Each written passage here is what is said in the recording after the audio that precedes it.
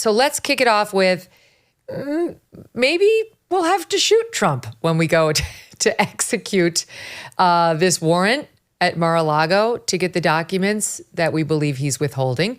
And it turned out he was indeed withholding, but his defense is, I was working with you. I was going to get it to you eventually. Okay, that'll play out in court. And Rich, the thing is, it is standard operating procedure for the cops to have that sort of shoot if necessary permission, just because they don't want the FBI agents to get in trouble. But this was not a standard procedure. As I point out, it's a former president with Secret Service protection at a very busy location, and they had authorized them to go door to door in Mar-a-Lago, banging on the doors to get documents. This seems really over the top. What do you think? Well, I'm generally a critic of all aspects of the lawfare campaign against Donald Trump, and I'd love to believe it'd be hilarious, among other things, that Joe Biden opposed the lethal raid on Osama bin Laden, but supported the lethal raid on Donald Trump, or potential lethal raid. But this is standard operating procedure. The FBI was not going to shoot down Donald Trump, but if something crazy happened, they need the authorization, and they have it in all searches, because you are coming in. Maybe you're knocking down a door. They weren't going to do that in this circumstance.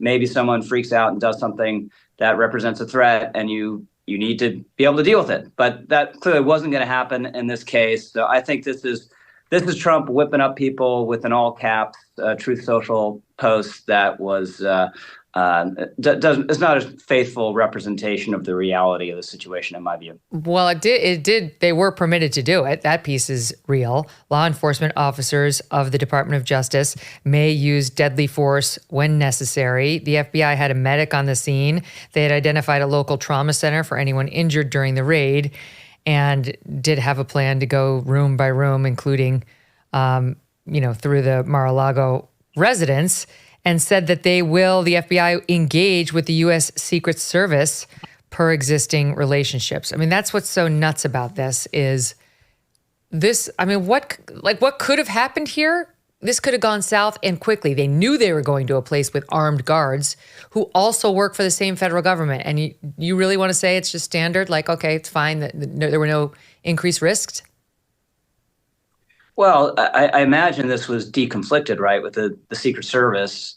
And, what if Trump takes out a shotgun? I mean, we go down, I'm not sure, but you can come up with all sorts of crazy possible scenarios that weren't going to happen and didn't happen. So someone shoots the FBI. So are we supposed to say if someone shot at the FBI, we wouldn't want the FBI to have the authority to shoot back?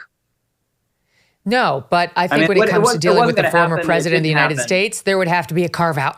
What's that? There would have to be a carve-out in dealing with the actual former president.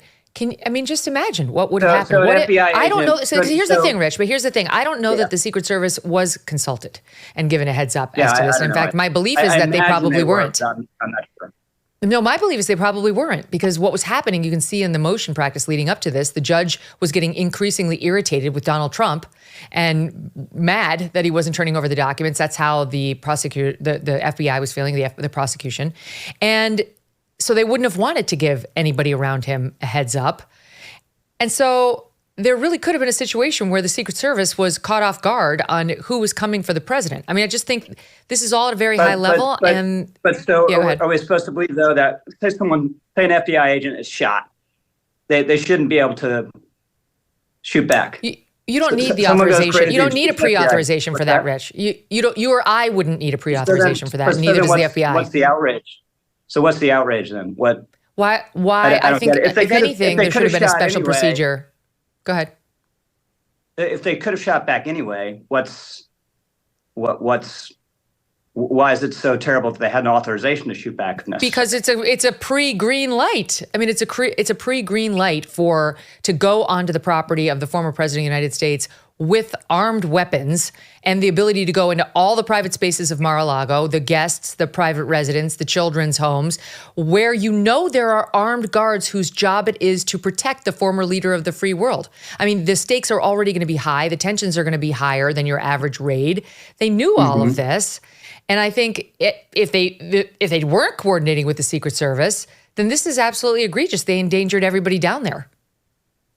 Well, that's the criticism of the raid itself, right? rather than the raid being carried out under standard procedure. You're saying the raid itself was the danger. Well, so I've maintained I think that you're position. both right. I think you're both right. In Go ahead, Charles. I think you're both right in that this is what government is.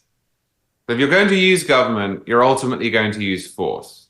Every government action is ultimately backed by force, which is why we should use it sparingly and why we should want limited government and rules that define and determine what the government can do. And I think ultimately the criticism here then has to be, why did they raid Mar-a-Lago?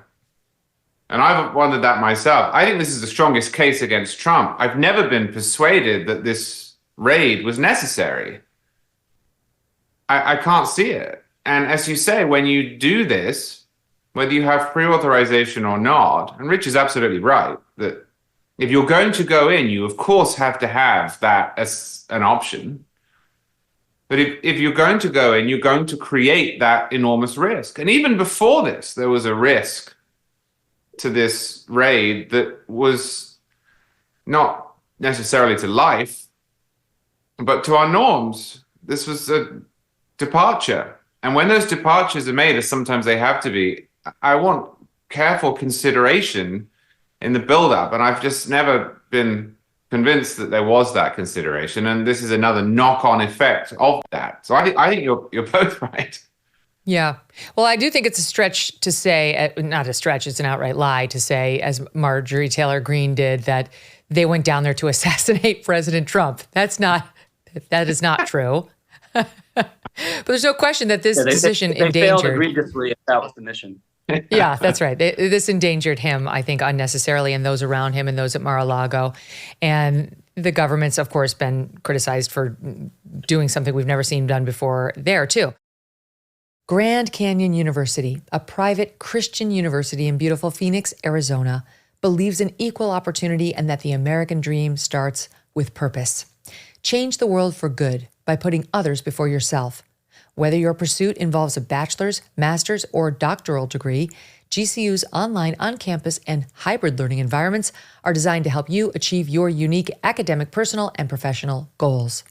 With over 330 academic programs as of September, GCU meets you where you are and provides a path to help you fulfill your dreams. The pursuit to serve others is yours. Let it flourish. Find your purpose at Grand Canyon University.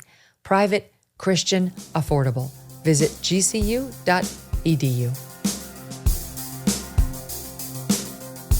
Hey, thanks so much for watching. If you like what you just saw, hit the subscribe button for more clips and full episodes.